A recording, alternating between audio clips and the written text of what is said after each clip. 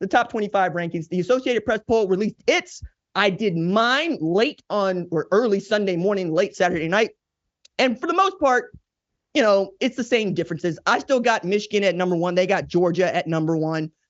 Tomato right now, right? Because Georgia, while it has a really impressive win against a ranked Missouri team without its best player and frankly, without its best defensive player in the fourth quarter, Michigan has done everything that I ask a national championship contender to do, which is throttle teams that do not have numbers next to their names. Now that's going to change on Saturday. So everybody's going to get to see what Michigan looks like playing against a really good football team.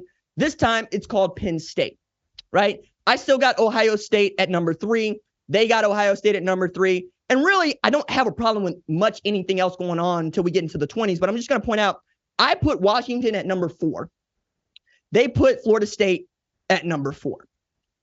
I think Washington has a better resume than Florida State. Let me just walk this out. Washington is the only team to beat an Oregon team that people believe is the best one-loss team we have in the sport. Okay, that's one. Then they beat a top 25 USC team on the road. What has Florida State done?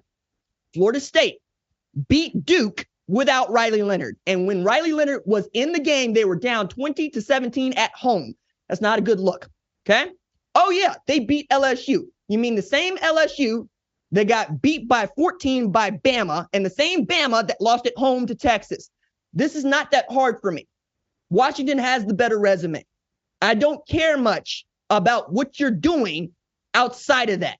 Jordan Travis playing at a Heisman level. He had an opportunity to prove it as long as they keep beating up on the crap teams that are left on their schedule. And that's what they are. There are no ranked opponents left. We're talking about Florida State probably playing Louisville in the ACC title game and maybe walking into the playoff, but not over an undefeated Washington, because Washington's road through the Pac-12 is much harder than Florida State's road through the ACC. And of course, Ohio State or Michigan are going to have to lose, right? One of those teams. So we could end up with both Florida State and Washington in the college football playoff. And that's the reason why I'm just flipping them right now, because I just think Washington has put together a better resume so far. I'm fine with everybody where they are for the most part until we get to number 14, Tennessee, for the Associated Press. Okay, couple things here. Tennessee beat UConn. UConn ain't nobody. UConn ain't nobody. Tennessee has lost to Alabama and a Florida team that we don't know. I don't think they're that good, and they haven't looked that good, and they should not have beaten Tennessee, but they did. That's a bad loss for Tennessee, and it's one that I hold a grudge on. I see Oklahoma State behind them in their rankings. I'm going, wait a second, timeout, hold up. Oklahoma State beat up a top 10 ranked Oklahoma, and you respond by ranking Oklahoma State behind a team that beat up on Tennessee but lost to Florida. Or excuse me, beat up on UConn but lost to Florida. I don't like this. If anything, I'm looking at it going, y'all don't like Oklahoma that much? Because that was an impressive win for Oklahoma State against Oklahoma in air quotes final bedlam, right? I don't get this part. But more than that, the thing that really gets under my skin is seeing UNC at number 24 here.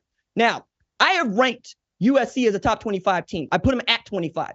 And I left out UNC because that was where I was at the end of the night. The reason I did this is UNC beat FCS Campbell. But before that, they lost to Virginia and Georgia Tech in back-to-back weeks. USC, for all of its faults, has 3 losses, and all 3 losses are against top 25 teams, good football teams. Virginia and Georgia Tech are not good football teams, and you're ranking UNC after they beat up on an FCS opponent. This is exactly why I lose my mind about the AP rankings. This right here. This is one of the reasons I wanted to do this show right now is I would wake up, look at the Tulsa world, see this and go, what is it that y'all are watching? And I still don't have a good answer for that. So that's how I end up with USC at 25. And I'm not going to put Liberty in there because who is Liberty beating? I mean, they're undefeated, but undefeated against who? That's not a real schedule.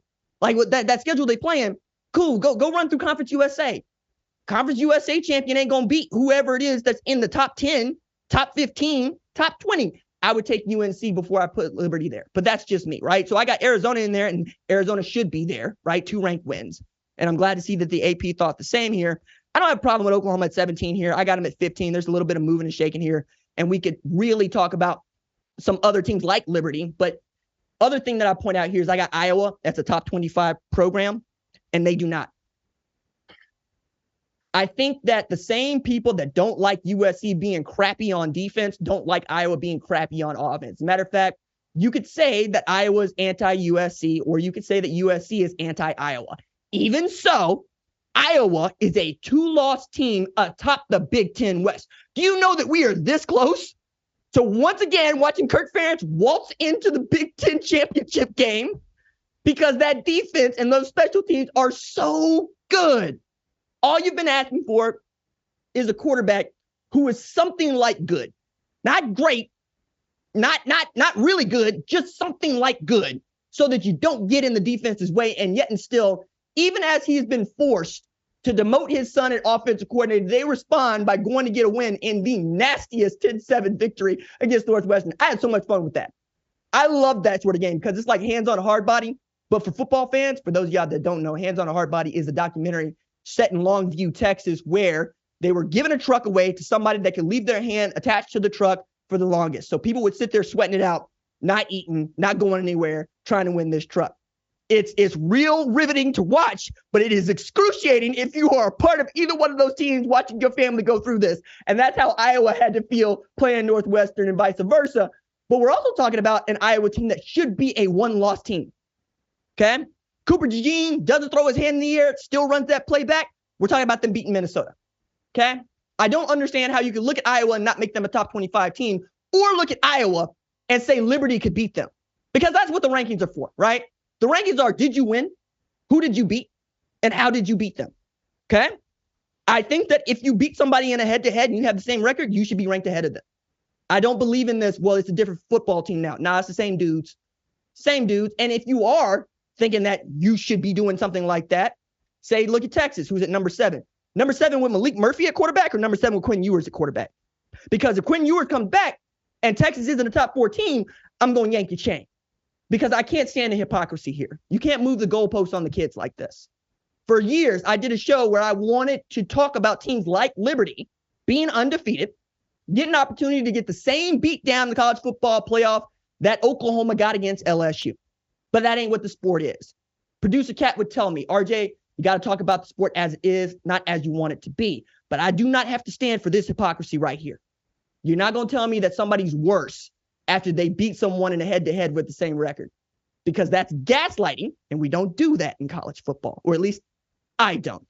All right, let me get off of the AP's top 25 and my top 25 and talk a little bit about, well, the team I got ranked at number 1, the Michigan Wolverines.